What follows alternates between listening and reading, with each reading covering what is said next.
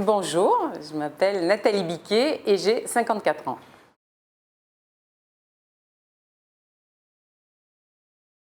Alors mon histoire, c'est mes parents sont rapatriés d'Algérie, ils sont arrivés en 63 à la Seine-sur-Mer. Moi, je suis née en 65 et mon père est décédé alors que je n'avais pas 5 ans. Donc voilà, on a vécu, nous étions 3 enfants avec ma mère qui était seule pour nous élever.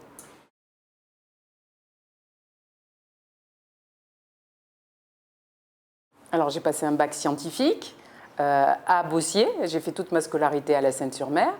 Et puis ensuite, après le bac, en revanche, j'ai eu une interruption parce que je faisais du sport à haut niveau. Donc c'était compliqué de faire et de la compétition jusqu'en National 2 et des études. Mais quand j'ai arrêté le sport, à 24 ans, j'ai fait des études d'architecture pour avoir un diplôme d'architecte que j'ai obtenu en 95 avec une spécialisation sur les espaces ouverts.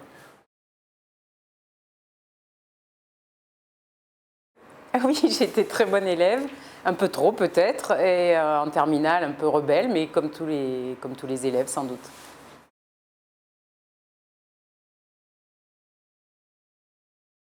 Ah bah écoutez, ça c'est assez amusant parce que je pense que je n'envisageais pas du tout la vie que j'ai eue.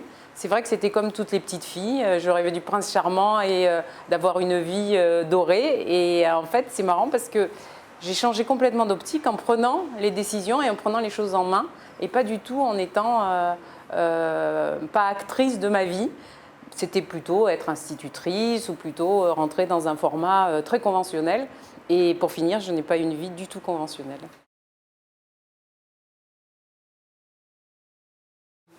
J'ai commencé par être architecte pendant un certain nombre d'années, avant de rentrer comme directeur de cabinet à la mairie de Sanary, ce qui m'a donné une grande expertise du fonctionnement des collectivités, notamment des mairies. Et puis, pour finir, je suis redevenue sculpteur. En fait, c'était ma passion. Mais c'est vrai que c'est beaucoup plus compatible avec l'autre métier que j'exerce, c'est-à-dire politique. Étant élu conseiller départemental et conseiller municipal, ça me demande quand même un investissement très important. Donc, j'ai décidé de rester là et de faire de la sculpture. Et donc, j'expose dans beaucoup d'endroits qui ne sont pas forcément proches d'ici, mais qui me donnent une activité professionnelle qui me remplit en tout cas de bonheur. Deux, deux grands enfants.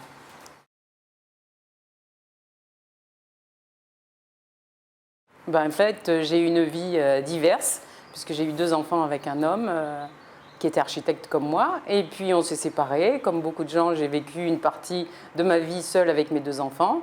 Et aujourd'hui, je suis effectivement en concubinage, si on peut dire, même si je n'aime pas ce mot, avec quelqu'un depuis 5 ans.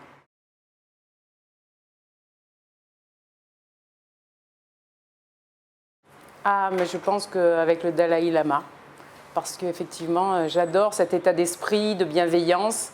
Et j'ai lu beaucoup de ses ouvrages, notamment L'Art du Bonheur. Et je pense qu'il faudrait que beaucoup de gens le lisent pour se l'appliquer dans la vie de tous les jours. C'est très important.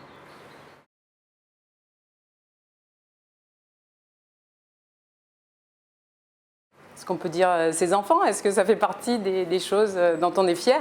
Bon, après, je fais de la sculpture également, donc effectivement, de temps en temps, je vois certaines de mes sculptures avec lesquelles je vis, qui sont dans mon jardin ou chez moi. Et c'est vrai que, en fait, on vit dans une société où on produit assez peu, et je suis très fière de voir des œuvres et de vivre avec ce que j'ai pu réaliser.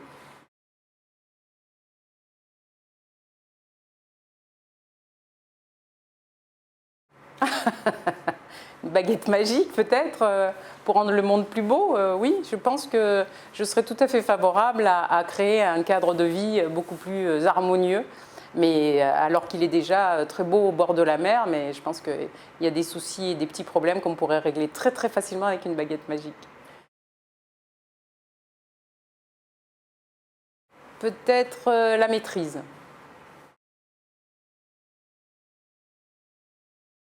la générosité.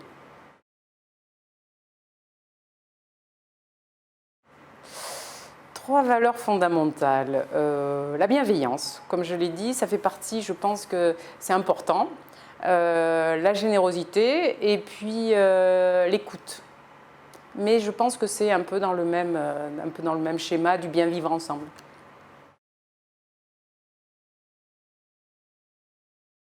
Hier matin, au monument aux morts, parce que c'était la journée pour les rapatriés d'Algérie. Et de manière assez étonnante, depuis 3 jours, tout le monde me parle de mon père, qui a été très présent, très présent dans cette histoire-là, mais très absent de ma vie. Et depuis 3 jours, tout le monde me parle de lui. Et hier, au monument aux morts, je n'ai pas pu m'empêcher de pleurer. Ah, c'est fondamental. Je pense que c'est une forme d'amour, mais qui est encore plus persistante.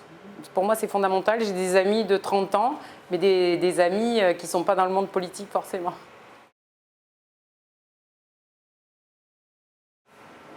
Bonne question. On ne peut pas rire de la guerre. On ne peut pas rire des atrocités qui sont faites entre hommes, des hommes sur les hommes. Après, je pense que l'humour et le rire sont indispensables. Non, ça c'est la vie qui vous apprend ça, à temporiser ses ardeurs et ses colères. La mauvaise foi. Et c'est pas comme si on n'en trouvait pas en politique.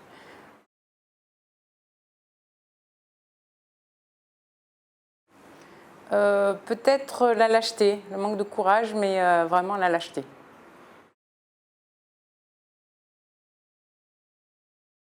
Ah, plutôt la salsa, plutôt les rythmes sud-américains.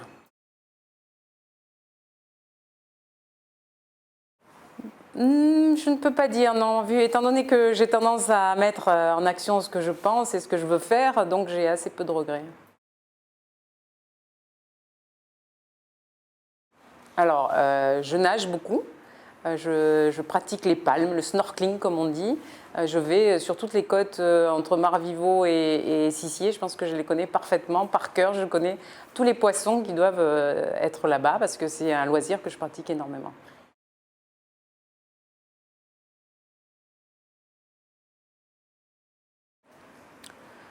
Un message à transmettre, la détermination. En tout cas, c'est mes enfants, c'est vraiment ça que j'ai essayé de leur apprendre.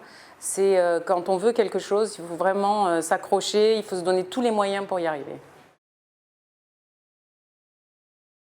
Oui, bah écoutez, moi je suis très fière de ma ville et je pense que c'est ça aujourd'hui le message que je voudrais faire passer, c'est que en fait on vit dans une ville magnifique avec des atouts magnifiques. Je suis extrêmement fière d'habiter sur le bord de la Méditerranée et je trouve qu'on a la chance d'avoir des lieux, des installations, un patrimoine, des éléments naturels puisqu'on a la forêt, on a la mer, on a des tas de choses qui sont bien et je milite pour le bonheur parce que je pense qu'on devrait tous être heureux de vivre dans ce secteur au bord de la Méditerranée.